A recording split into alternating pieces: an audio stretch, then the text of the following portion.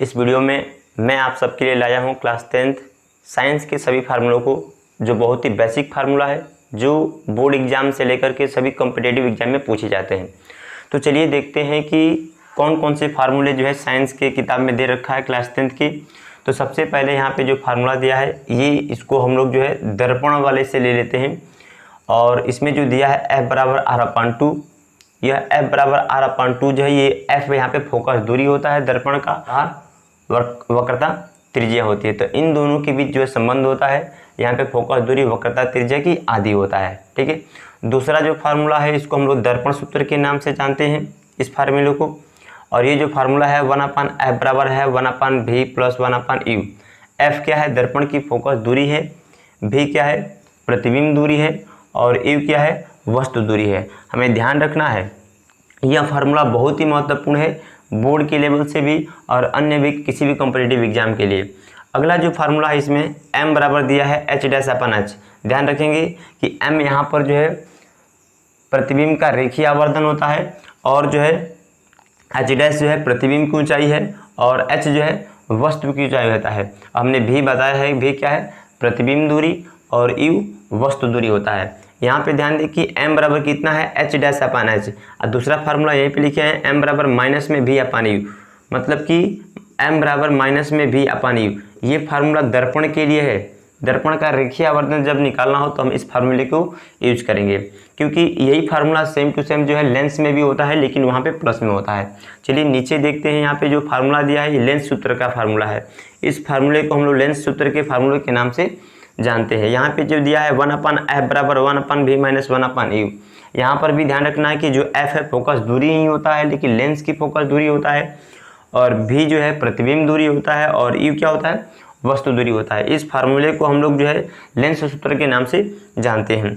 अगला जो फार्मूला है वो लेंस की रेखीय आवर्धन होता है। ठीक है। और इसको हम लोग बोलते हैं M रेखीय आवर्धन हो जाता है, H' प्रतिबिंब की ऊंचाई और H वस्तु की ऊंचाई, V प्रतिबिंब दूरी और U क्या है? वस्तु दूरी होता है। यहाँ पर देखिए M बराबर कितना है? H'/H और M बराबर कितना है? V/U। V/U यहाँ पर देखिएगा लेंस के लिए प्लस में फार्मूला होता है। ये हमें बहुत ही ध्यान से जो है कभी भी न्यूमेरिकल जब लगाना हो तो दर्पण में है कि लेंस में है, ये हमें ध्यान में रखकर लगाना पड़ेगा, क्योंकि सेम फार्मूला है और यहाँ पे देखिए प्लस में है और यहाँ पे देखिए माइनस में है। तो ये हमें जो है ध्यान देना पड़ेगा बराबर। नीचे जो फार्मूला दिया है P बराबर 1/F मीटर में, मतलब कि ये जो है लेंस की क्षमता का फार्मूला होता है। किसका फार्मूला होता है? लेंस की क्षमता का फार्मूला होता है। P बराबर 1/F। P पावर होता है, क्षमता होता है, और F जो है लेंस की फोकस दूरी होती है। किस में होती है? मीटर में। तो जब मीटर में दिया जाए तो 1/F मीटर में होता है, लेकिन जब सेंटीमीटर में दिया हो तो 100/F सेंटीमीटर में होता है। तो ये हमें ध्यान रखना है जब भी लेंस की जब क्षमता निकाली जाती है तो इससे निकालते हैं। एक और बात, जो लेंस होता है इसका जो मात्रक, लेंस की क्षमता का जो मात्रक होता है उसको डायप्टर होता है, और हम डायप्टर को D से दिखाते हैं। और 1 dioptre is equal to 1 metre inverse, मतलब कि एक डायप्टर जो है 1 मीटर इनवर्स के बराबर होता है। अर्थात हम बोल सकते हैं कि यदि किसी लेंस की फोकस दूरी 1 मीटर हो तो उसकी क्षमता भी 1 डायप्टर के बराबर होगा। ठीक है। तो यहाँ से 1 डायप्टर की आप जो है परिभाषा दे सकते हैं। अगला जो है विद्युत वाले पार्ट से देख लेते हैं कि कौन कौन से फार्मूला इसमें आता है। सबसे पहले आवेश का फार्मूला दिया है। Q बराबर Ne होता है। Q आवेश होता है, N जो है नंबर ऑफ इलेक्ट्रॉन होता है, और E क्या है? तो इलेक्ट्रॉन के ऊपर जो आवेश होता है 1.6 × 10⁻⁻19 कूलम, यह जो है इसमें दिया हुआ है। तो पहले सबसे पहले आवेश का फार्मूला दिया है। ठीक है। आवेश का मात्रक कितना होता है? कूलम होता है। आवेश का जो मात्रक कूलम होता है बड़ा मात्रक होता है, इसलिए उसके जगह पे हम क्या करते हैं? माइक्रो कूलम और मिली कूलम का हम लोग इस्तेमाल करते हैं। माइक्रो कूलम का मान जो है 1 माइक्रो कूलम का मान 10⁻⁻6 होता है, और मिली कूलम का मान जो है 10⁻³ होता है। यह भी हमें ध्यान रखना है। सवाल बनाना जब सवाल आता है तो ये सब माइक्रो कूलम और मिली कूलम का वहाँ पे यूज ज़्यादा रहता है। अच्छा, अब हम लोग बढ़ते हैं आगे। अगला जो फार्मूला है I बराबर Q/T है। I यहाँ पे विद्युत धारा है, Q आवेश है और T क्या है? समय है।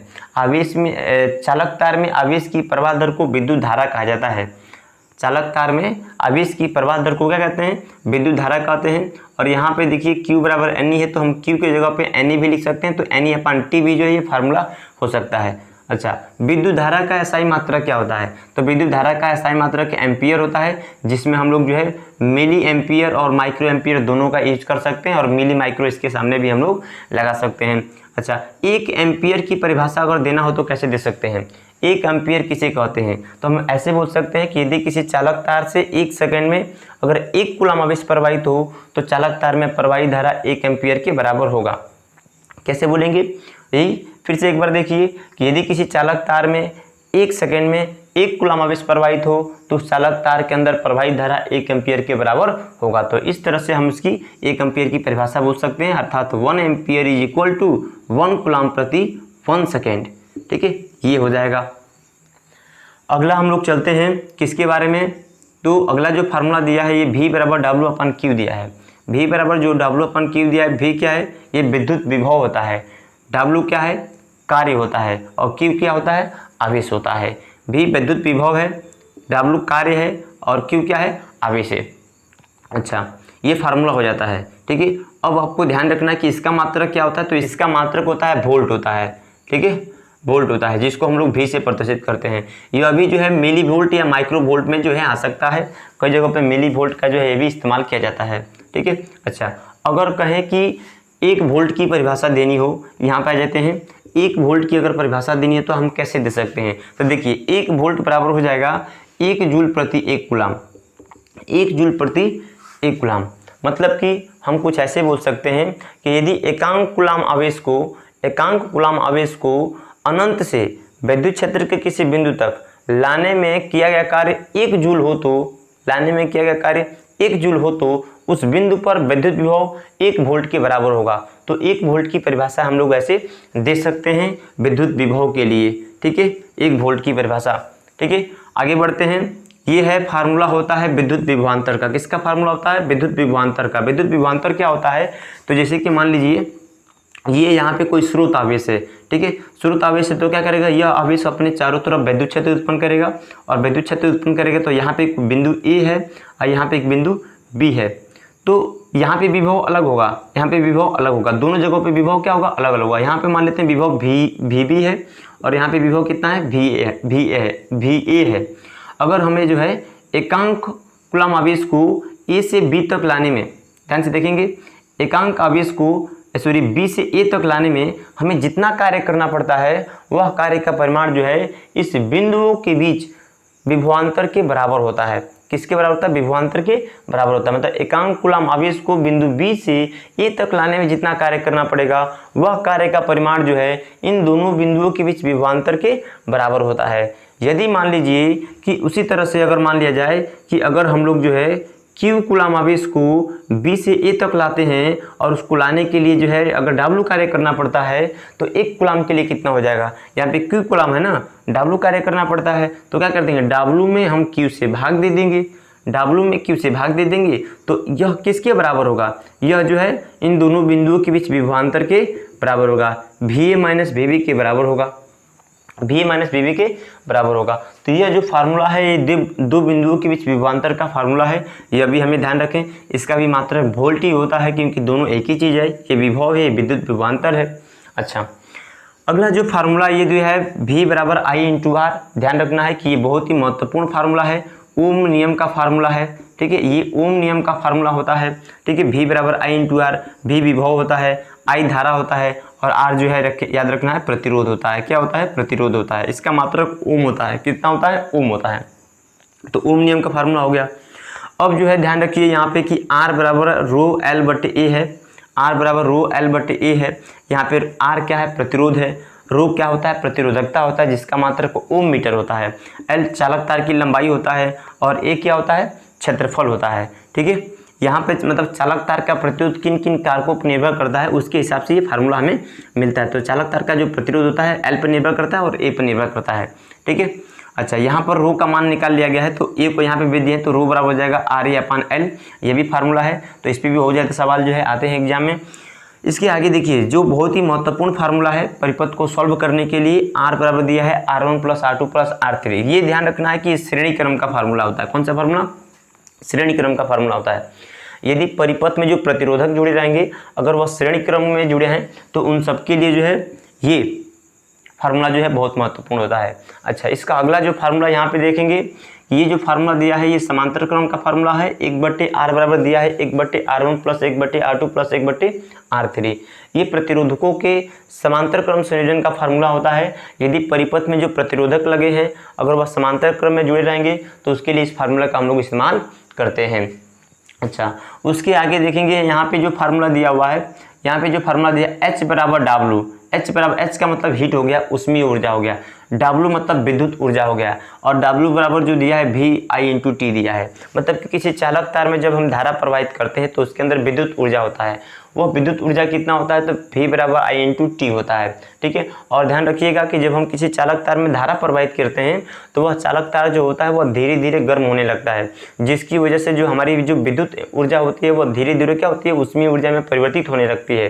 तो जो हमारी विद्युत ऊर्जा का जितना परिमाण होता है उतना ही उष्मीय ऊर्जा का परिमाण होता है। इसीलिए हमने क्या किया है, W बराबर क्या लिख दिया है, H लिख दिया है, जिसकी वजह से हमें W बराबर VI/T होता है, इसीलिए H बराबर VI/T हो जाता है। दोनों का मात्रक ध्यान रखना है, ऊर्जा है, दोनों का मात्रक हम लोग जूल में ही लिखेंगे। किस में लिखेंगे, जूल में लिखेंगे। लेकिन जब वही वैल्यू हमें जब पूछे कैलोरी में तो वही वैल्यू हम लोग लिख सकते हैं VIT/4.2 कैलोरी भी इसको लिख सकते हैं, क्योंकि याद रखें 1 जूल बराबर कितना होता है, 1/4.2 कैलोरी होता है। ये फार्मूला होता है कैलोरी का। ठीक है, याद रहेगा।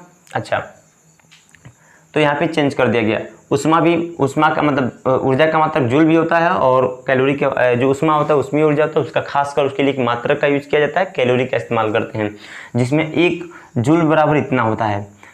अच्छा, नीचे जो फार्मूला दिया है ये क्या फार्मूला है, ये है विद्युत शक्ति का, जिसको इलेक्ट्रिक पावर कहते हैं, और P बराबर W/T दिया है। मतलब कि किसी विद्युत परिपथ में विद्युत ऊर्जा की क्षय दर को विद्युत शक्ति कहा जाता है। मतलब कि कोई जो चालक तार होता है उस चालक तार में कितने घंटे में कितनी एनर्जी खर्च हो रही है उसको हम लोग पावर कहते हैं। ठीक है, तो उसको हम लोग जब निकालेंगे तो पावर कहलाएगा। P से हम पावर हो जाता है, शक्ति हो जाता है, W से विद्युत ऊर्जा हो जाता है, और T से समय हो जाता है। ठीक है, इसका मात्रक ध्यान रखिएगा कि इसको हम लोग जूल प्रति कूलम बोलेंगे, सॉरी सेकेंड बोलेंगे, जूल प्रति सेकेंड बोलेंगे, जिसका मात्रक हम कितना लेते हैं, वाट लेते हैं। कितना लेते हैं, वाट। ये वाट छोटा मात्रक होता है, इसलिए हम लोग किलो वाट का भी यूज करते हैं। और kilowatt 1 kilowatt is equal to 1000 watt. 1 kilowatt जो होता है वह 1000 वाट के बराबर होता है। ठीक है, अगला जो फार्मूला जो दिया है यह भी जो है पावर का ही है। कुछ फार्मूले हैं यहाँ पे जिसको यहाँ पे चेंज किया गया है। देखिए, जैसे यहाँ पे W बराबर VI/T दिया है, तो जब हम W का मान यहाँ पे क्या करेंगे, यहाँ पे रखेंगे। ठीक है, तो क्या होगा, जब हम W का मान इस फार्मूला में रखेंगे तो W कितना VI/T/T, तो T से T क्या हो जाएगा, जब कट जाएगा तो क्या बचेगा, VI बचेगा, तो इसीलिए P बराबर VI हो गया।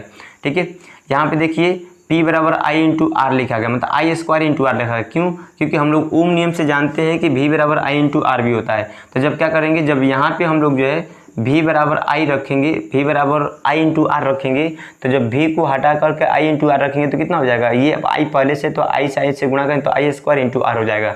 तो यह भी फार्मूला है। अच्छा, दूसरा जो फार्मूला दिया है V²/R दिया है, तो कैसे बनाया गया है, तो यहाँ पर जो है यहाँ पर I का मान रखा गया है, I बराबर हो जाएगा V/R। कैसे, देखिए यहाँ पे V बराबर I/R है, तो I का मान निकालना हो तो R को इधर भेजेंगे तो V/R हो जाएगा। तो यहाँ पे क्या किया गया है, V की जगह I की जगह पे V/R रखेंगे। जब V/R रखेंगे तो भाई V का V² होगा, R का V² होगा, V का V² हो गया, R का V² होगा, और यहाँ पे R पहले से है तो एक R से एक R कट जाएगा तो क्या बचेगा, V²/R बचेगा। ठीक है, तो ये हमें ध्यान रखना है, तो वही फार्मूला बना दिया गया है यहाँ पे। ठीक है, तो यह एक फार्मूला हो गया। V क्या है, वही है विभव, R क्या है, प्रतिरोध है, P क्या है, शक्ति है, ये याद रखना है। अच्छा, अगला जो यहाँ पे जो दिया है, दिख रहे हैं आपको, दिया है ये किलोवाट घंटा। किलोवाट घंटा क्या है, तो ध्यान रखिएगा कि किलोवाट घंटा जो है विद्युत ऊर्जा का एक बड़ा मात्रक होता है। जब घरों में, अस्पतालों में, स्कूलों में या बड़ी बड़ी कंपनियों में जब विद्युत ऊर्जा को बड़े पैमाने पर खर्च किया जाता है, तो अगर वहाँ पे जो विद्युत ऊर्जा का जो आता है, अगर मात्रक वहाँ पे अगर जूल लगते हैं तो बहुत बड़ी आंकड़ा हो जाता है। उसके लिए हम लोग किलोवाट घंटा का इस्तेमाल करते हैं। किलोवाट घंटा जो है बहुत बड़ा मात्रक होता है। ठीक है, और एक तरह का विद्युत ऊर्जा का मात्रक होता है। ठीक है, और किलोवाट घंटा का वैल्यू कितना होता है, 3.6 × 10⁶ जूल होता है। और याद रहे कि किलोवाट घंटा को ही क्या कहते हैं हम लोग, यूनिट कहते हैं। क्या कहते हैं, यूनिट कहते हैं। ठीक है, यही 1 यूनिट होता है और 1 यूनिट का वैल्यू भी इतना ही होता है। तो किलोवाट घंटा को भी यूनिट कहते हैं और यूनिट ही। अच्छा, एक और इसको हम लोग बोलते हैं बोर्ड ऑफ ट्रेड यूनिट भी बोला जाता है। कई जगह पे BTU लिखा जाता है और कई जगह पे BOT भी लिखा जाता है। ठीक है, तो BTU भी बोल सकते हैं, बोर्ड ऑफ ट्रेड यूनिट। ठीक है, BTU board of trade unit भी इसको कहा जाता है, जिसका वैल्यू इतना ही होगा, हमें याद रखना है इसको भी। ठीक है, अच्छा, और यहाँ पर ध्यान दीजिए, ये जो हमने फार्मूला लिखा है ये बहुत ही एक महत्वपूर्ण फार्मूला है। जब हम लोग घर में जो ऊर्जा खर्च करते हैं, अगर उसी ऊर्जा को अगर हमें यूनिट में हमेशा लाना हो आंसर, ठीक है, यूनिट में आंसर लाना हो तो उसके लिए अलग फार्मूला हम लोग यूज करते हैं। जैसे कि देखिए P बराबर कितना है, P बराबर है W/T। ध्यान दीजिएगा यहाँ पे P बराबर है W/T। ठीक है, तो जब हम इसको W का मान निकालेंगे तो W बराबर कितना दिया जाएगा, हो जाएगा P × T हो जाएगा। ठीक है, तो अब ये जो ऊर्जा है, विद्युत ऊर्जा है, इसका मात्रा किस में मिलेगा, हमें जूल में मिलेगा। किस में मिलेगा, जूल में। तो ये जूल में हमारा आंसर इसका आएगा। लेकिन वही ऊर्जा का मान हमें जब यूनिट में लाना हो तो हम क्या करेंगे, नीचे 1000 से भाग दे देंगे। जब नीचे 1000 से भाग दे देंगे तो हम लोग का आंसर किस में आएगा, यूनिट में आएगा। ये हमें बात ध्यान में रखना है। ठीक है, तो यूनिट में लाने के लिए क्या हो जाएगा, हम लोग जो है इससे भाग दे दिए हैं। और समय याद रखिएगा, यहाँ पे घंटे में होता है। समय किस में होता है, घंटे में। भी किस में होता है, वोल्ट में होता है। और आई किस में होता है, एम्पियर में होता है। और समय याद रखिएगा घंटे में होता है। ठीक है, तब जो है हमारा W बराबर कितना हो जाएगा, हमारा W बराबर हो जाएगा VIT/1000 और ये हमारा आंसर किस में आएगा, यूनिट में आएगा। तो ये सब जो फार्मूले हैं बहुत ही महत्वपूर्ण फार्मूले हैं किसी भी कॉम्पिटिटिव एग्जाम के लिए या बोर्ड एग्जाम के लिए, और या कह लीजिए कि ये बेसिक फार्मूले हैं जो बहुत ही महत्वपूर्ण है। अगर आप इसको याद करते हैं तो आप किसी भी कॉम्पिटिटिव एग्जाम को जो है बहुत आसानी से बीट कर सकते हैं, या कह लीजिए कि आपका नींव जो होता है फिजिक्स क्षेत्र में, आपका नींव बहुत ही मजबूत हो जाएगा। ठीक है, मैं उम्मीद करता हूँ कि यह वीडियो जो है बहुत ही आपको पसंद आया होगा। हमारी वीडियो को देखने के लिए बहुत बहुत धन्यवाद।